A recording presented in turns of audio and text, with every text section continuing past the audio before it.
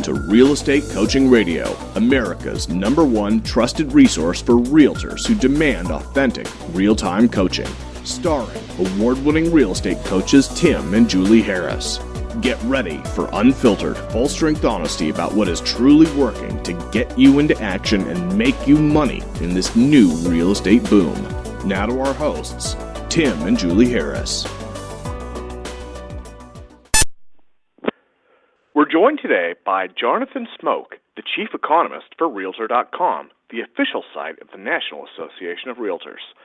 Smoke is a 20-year veteran of the real estate industry and has held a number of executive roles throughout the industry. Since our last interview with Jonathan, Realtor.com has released the 2015 housing forecast, setting the stage for the return of first-time homebuyers. Jonathan joins us today to discuss this report, as well as the top-line market expectations, the key trends, and some of his favorite market picks. Now, let's welcome Jonathan Smoke to the call as we join our host, Tim Harris. So, Jonathan, welcome back. We have a lot of ground to cover on today's radio show, and as always, I really appreciate the time you set aside for us. Our listeners love to hear from you. We get great feedback after every radio show. Again, I think it's a credit. I was actually trying to think of a good slogan for you. I think you're like the realtor's economist, or obviously you work for Realtor.com, but I'm trying to think of a way to encapsulate the fact that you do such an elegant way of explaining complicated information in a very simplistic way that every man on the street can understand. So give me another month or so, and I'll come up with a really good slogan for you. But welcome back. Thanks, Tim. I'll hold you to that. Perfect. Well, so we're going to talk today, everyone, about the 5 predictions coming from Realtor.com, and these are really, I think, what you guys will all agree are exciting, optimistic viewpoints. But before we do, I want to do 3 quick announcements. First of all, thanks to all of you who congratulated Julie on that really great Inman News Features article which she was featured in. So thanks for that. And if you haven't read that, hop over to Inman News and check that article out. Inman, as you guys know, is a fantastic source for real estate news. Number 2, I want to let all of you guys know that we're going to be sending out a survey. Students, you're going to be getting a specific survey. And those of you who are just radio listeners, we're going to be embedding a survey in an upcoming radio broadcast. Please do participate in that because it will help to shape what the radio show will be for you for 2015. And the third announcement I have is the results are in, and we are the #1 real estate industry podcast, and that's thanks to all of you, 50,000 listeners strong and growing, so thanks to all of you for that. So, Jonathan, let's get right to the housing predictions for 2015. Now, you're saying it's the return of the first-time buyer, which everyone has been waiting for. So share with the listeners the predictions. Well, sure. Well, at a very high level, I think everybody can feel good and confident and store up their energy over the next couple of weeks to be busy in 2015, because the net for realtors is we are forecasting more transactions and higher prices, and that should mean a very positive and busy year for everyone. Top line, our forecast is based on continuing strong economic conditions for the U.S. overall. So we're forecasting a slightly stronger economy, building on the kind of strength we saw this year, and particularly in the second half of this year. And we're forecasting job creation around 2.75 million, which is a little bit stronger than this year. And this year is going to go down as one of the best years we've seen since 1999. So it's in that context that we are forecasting a pretty significant amount of growth in the existing home market. Our top line number for the U.S. is 8% growth in existing home sales, and that would mean roughly the kind of growth that we experienced in 2012, just when the market started to recover. And so it will be a substantial increase from this year, and it's as you were stating, that's really on the back of a trend that we think will be critical to seeing that kind of volume growth, and that's the return of the first-time buyer. As we've discussed on prior calls, that's really been one of the main elements that we have not seen functioning as normal so far in this recovery. And for a variety of factors, we think that 2015 will be the year that we start to see a rebound in the first-time home buying segment. I read a survey on CNBC just probably, an hour before the show, just was published, talking about millionaires, people that have $1 million in investable money, sort of an interesting segment of folks to be sure. Their opinions, their forecasts, their personal viewpoints, and they're all very optimistic as well, sort of across the board, a match for what you're sharing with us. So Realtor.com's top 5 housing predictions for 2015. Discuss with us how millennials, and we discussed this on the previous radio show, but it's probably worth mentioning. Millennials will drive the household formation, and obviously that's going to be the start of what will be, decades-long surge in housing demand. Can you elaborate on that? Yes, that's right. So we talked at length on our last call about the millennials, but essentially we believe we're already seeing evidence that millennials are actively engaging and getting prepared to enter the full home ownership cycle, and we think 2015 is really going to be the key year. The reason for that is, first of all, sheer numbers. It's the largest generation that we've ever seen, currently 90 million strong, and they are just entering the point that typically you really see first-time buyers thriving, and that's normally the 25 to 34-year-old age range. And next year, the median age for a millennial is 24. So we've got the older cohort right in that 25 to 34-year-old range. Part of the reason why it's different in 2015 is basically the age itself. As we shared last time, we're seeing evidence that the group is starting to experience those kinds of life events that drive demand for housing, and it's showing up in surveys, it's showing up in birth statistics all across the country.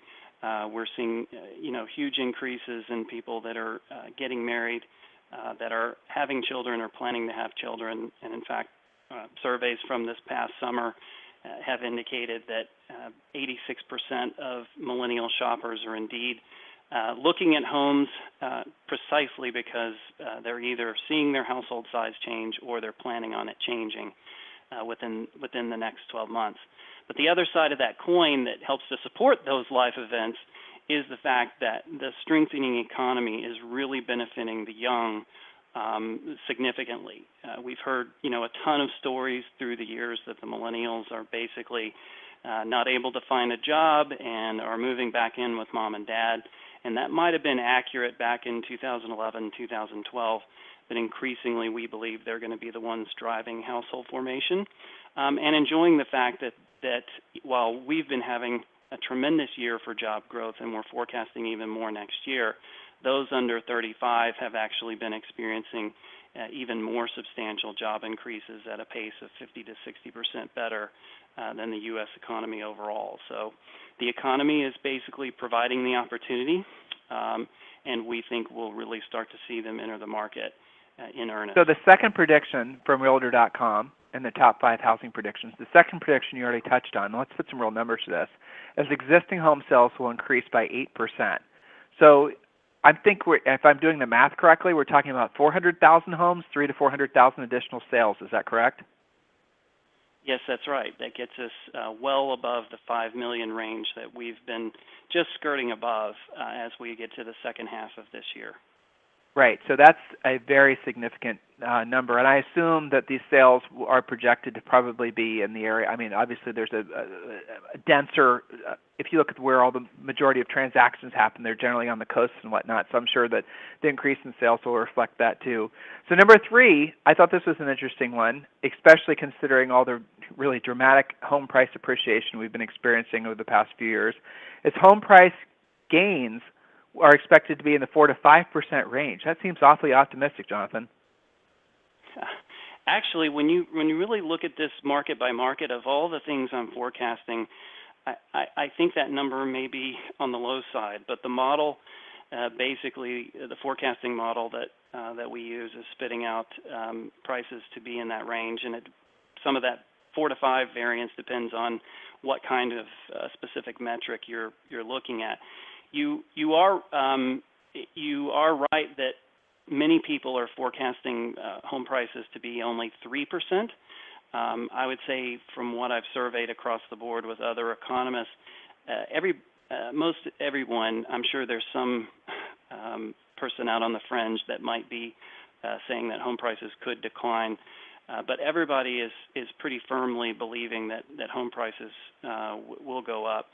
And I would say that the models are essentially suggesting that we've experienced a deceleration this year, and we're now getting back to a more normal level of home price appreciation, which historically has always been roughly 1 to 200 basis points above the rate of inflation. And if the forecasts are correct that inflation will be about 2% next year, that puts it firmly around 4%.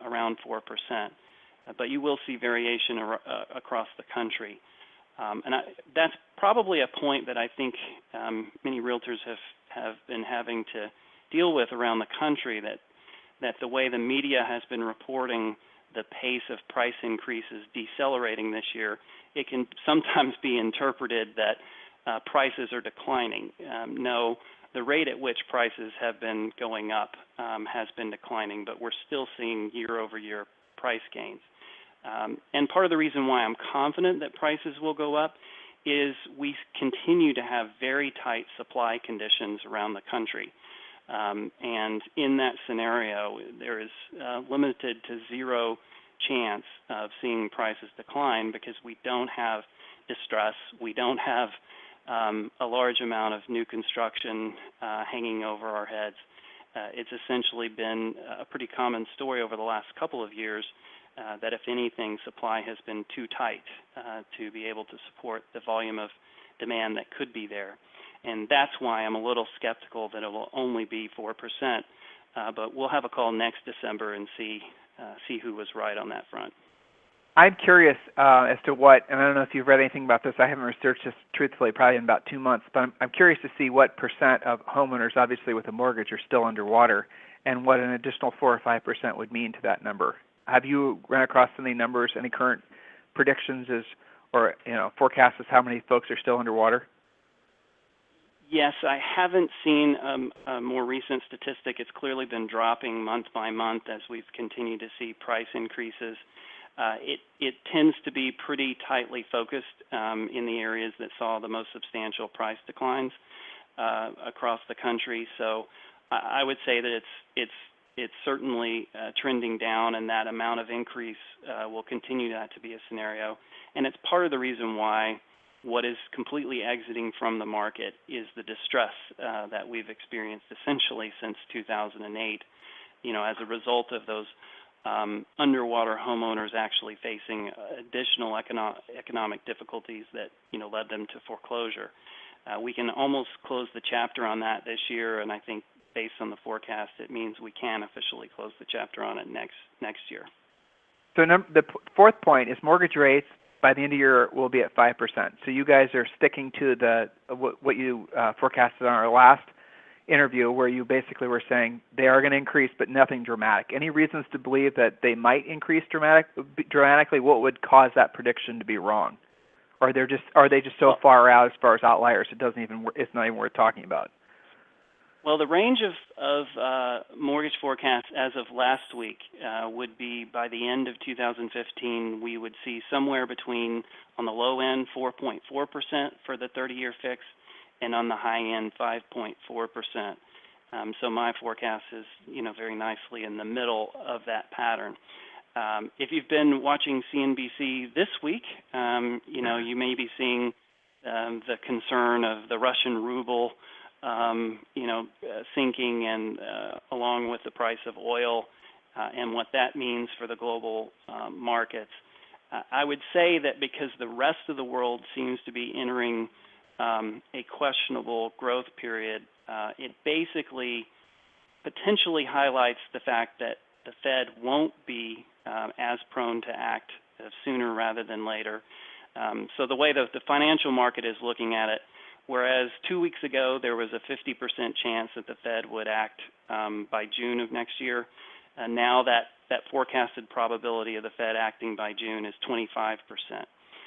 So it would appear that the financial market is making a bet that mortgage rates may actually go up less than originally forecasted next year. But I would say across the board, people are still expecting some increases next year.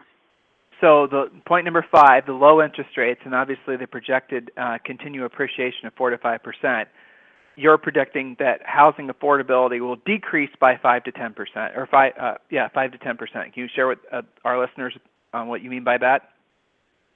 Yeah. So housing affordability is something that's actually calculated by the National Association of Realtors officially every quarter, and they do it both nationally and for individual markets. It's really a function of the median home price, the median household's income, and mortgage rates. So in a scenario where both home prices and mortgage rates are going up, you see affordability declining. Or put another way, monthly payments for future home buyers compared to today's home buyers are going to be higher. And that's especially true when both mortgage rates and home prices are going up, because the effect of the mortgage rate going up has an even more profound impact on payments. Some of that gets offset by very positive forecasts for household and family incomes next year, but it won't be enough to offset the fact that both rates and prices will be higher a year from now.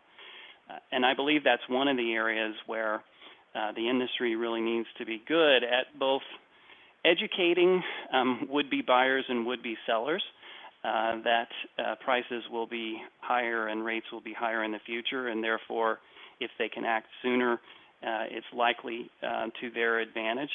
But at the same token, not having people, panic or be dissuaded from looking at the market, especially if mortgage rates start to go up and down and are a bit more volatile than we've seen recently.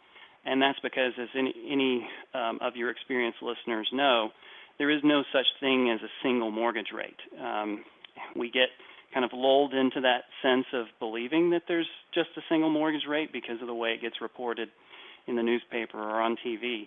But the reality is there's so much variability based on the kind of mortgage, where you live, discount points you're willing to apply, and of course your own individual circumstances and credit history, that people can take actions and choose different products and do other things that help to control the impact of a rate increase. So this is the really exciting bit when we talk about the hottest markets in the country. I always like this part. So Realtor.com's top 10 markets for housing growth in 2015, Mr. Smoke.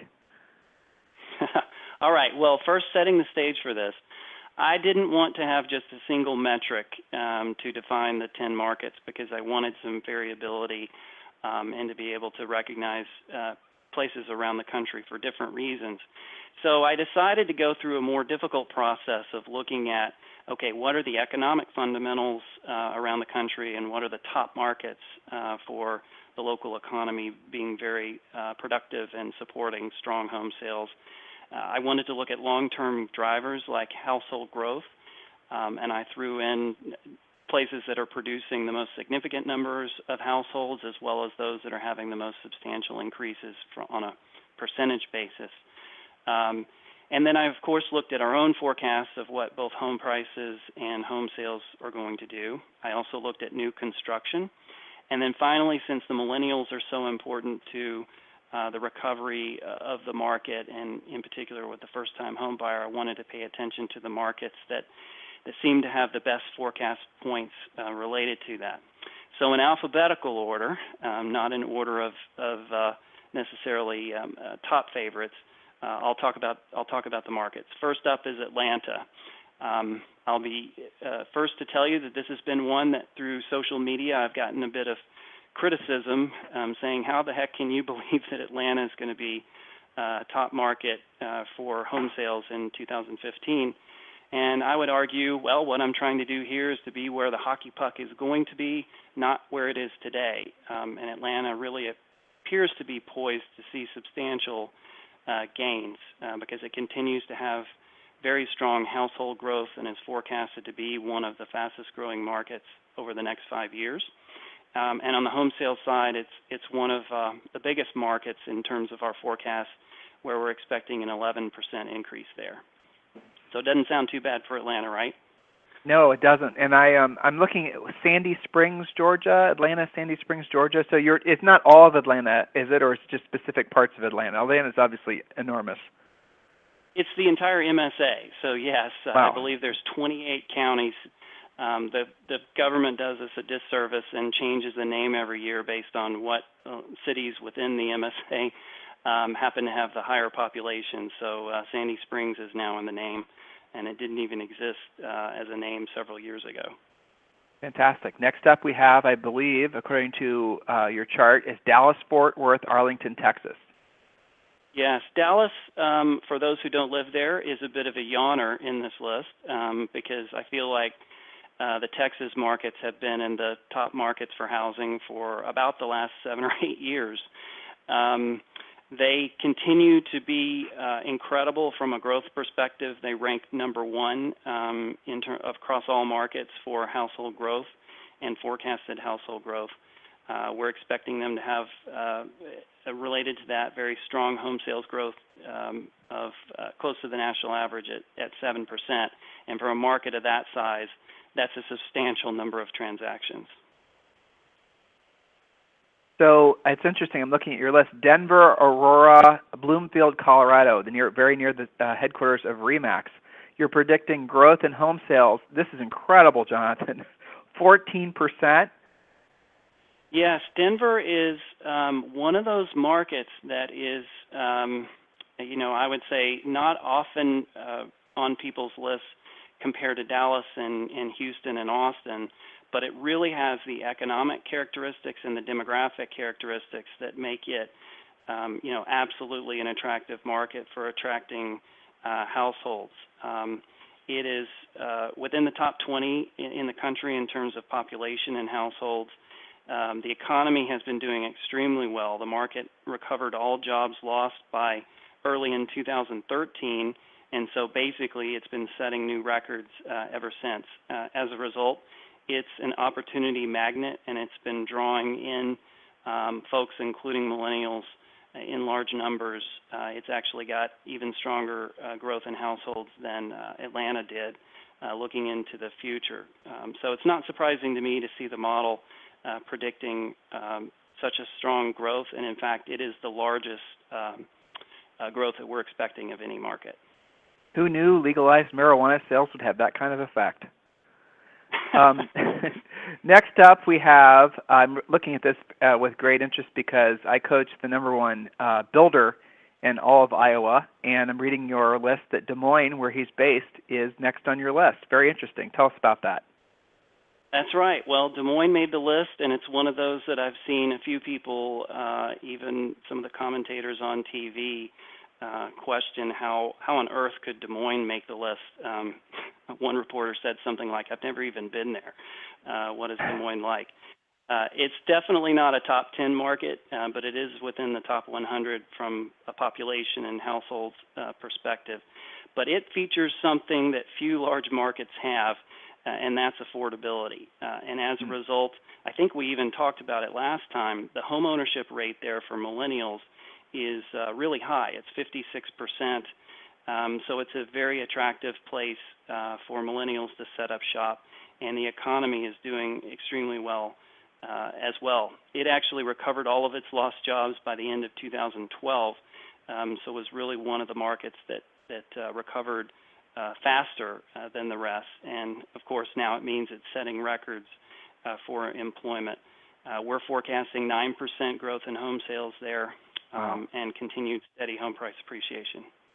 Well, Heath, the builder, I'll tell you that it is pretty amazing what you get for your money in Des Moines, Iowa. Housing-wise, it just isn't right in alignment with what you're saying. The house that would cost, say, $250,000 in Des Moines, Iowa, would probably cost, Ankeny, Des Moines, Iowa, would probably cost, in California, $500,000, $600,000. So it is pretty amazing. And this, I know from having, obviously, we have hundreds of coaching students in California. They're seeing a trend, Jonathan. I don't know if your data supports this, but they're seeing a trend of folks that are the retirement age in California that are leaving, going up to really going many places. They're obviously going to Texas. They're going up to Oregon. I haven't heard any of them say that they have clients moving to Iowa, but I wouldn't be surprised. People taking their home equity proceeds and kind of moving someplace they can have a less expensive lifestyle in their retirement years. So there are a lot of interesting trends. It's kind of fascinating as I'm reading your data. The effects of the baby boomers are still to be felt. Now all their children are going to start buying too. So very fascinating. So Houston, the Woodlands, Texas. Obviously, that area has been hot for a long time, but according to this, it's going to even get hotter. Yeah, and it's really one that is no surprise to anyone. It's been a top performer for a long time, and it's forecasted to remain one of the best next year because it excels literally in almost every category. It's on pace to set a new employment record this year. It's forecasted for one of the strongest percentage growths in employment next year. That's twice the rate of the U.S. Overall. And because of those jobs, it's been, certainly attracting population and households in very large numbers, especially relative to the rest of the country and other top 10 markets. The two question marks are probably hovering over Houston now. One is that growth is starting to catch up with it. It's one of the places where affordability is declining more rapidly. Traditionally, it's been a market that has done extremely well, but now Houston is starting to look a bit more expensive, especially related to its Texas siblings. And then, of course, this pretty sudden change that we've had in the price of oil might be something that causes the forecast to come off a little bit as we get into 2015. But, Houston's economy is so large and so diverse, I have a feeling that it's still going to be a banner year for Houston. And who knows how long oil prices will stay low, so it could be a completely different conversation in 90 days. So next up is Los Angeles, Long Beach, California. I was surprised to see Long Beach included on your list, to be honest with you. I would have expected to see more of a, something slightly south into Orange County. But Long Beach, really, Jonathan? Well, that's really what the MSA is, by the way. It's Los Angeles, Long Beach, Orange County. According to the government nomenclature, it's the two counties, LA County and Orange County, which either one of those counties, from a size perspective, would swallow almost every market in the country. Sure. And that's actually one of the reasons why LA is on the list, and I couldn't, because of using data to do this, exclude it from the list. Its sheer size means that because it's experiencing growth, it produces some pretty phenomenal statistics. So the sheer numbers of households that are forming there and the volume of home sales basically puts it, at the top of the list for markets in the U.S. Now, of course, its affordability is an enormous challenge, and if I had created the ability to ding markets for not excelling in certain categories, the fact that millennials have a 23% home ownership rate, which is essentially the worst place in the country for them of all the major markets, it has its challenges, because if you choose to live in that beautiful place, you're going to have to pay the price. But there's enough people with the means to do that, and it continues to be a draw for population and households that it means a very strong housing market. Beautiful in its own way, but not because of excessive sunshine or 70-degree days, is next on your list. Minneapolis, St. Paul. Yes, so Minneapolis is similar to Des Moines in terms of millennials really helped it make the list because they were top of the charts for millennial homeowner growth. And, of course, that's partially related to the strong affordability to the Minneapolis.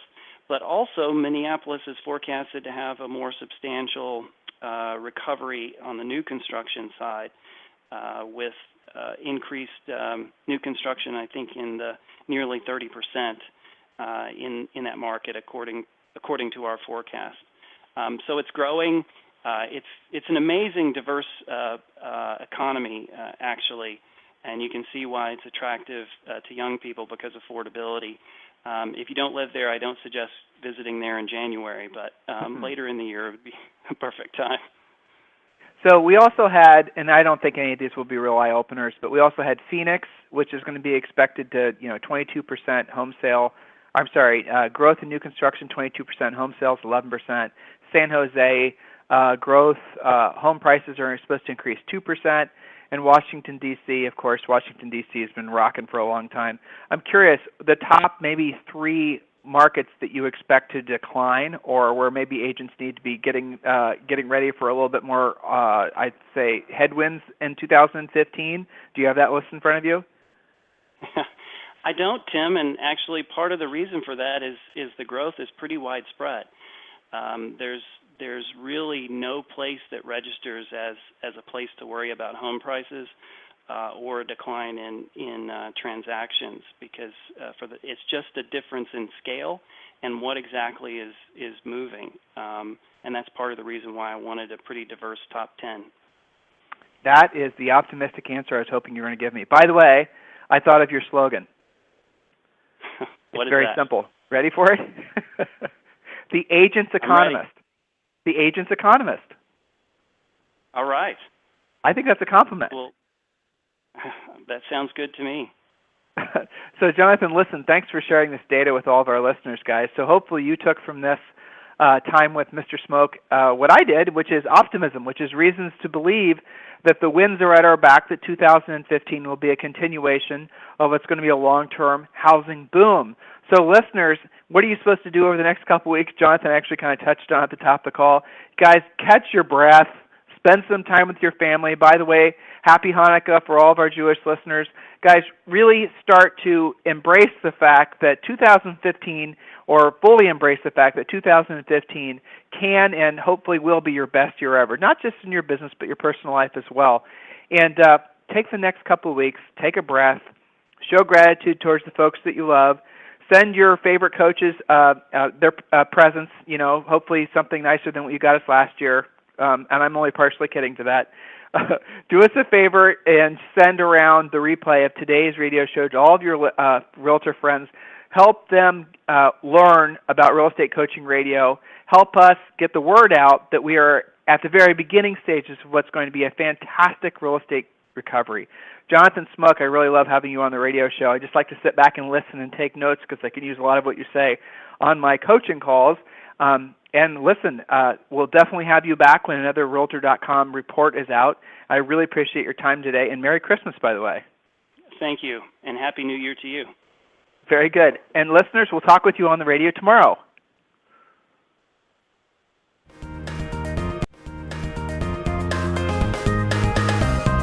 This program has been a presentation by Tim and Julie Harris, Real Estate Coaching. For more information on our real estate coaching and training programs, visit our website at timandjulieharris.com. Remember to tune in weekdays at noon for upcoming shows, and until next time, thank you for listening to Real Estate Coaching Radio with Tim and Julie Harris.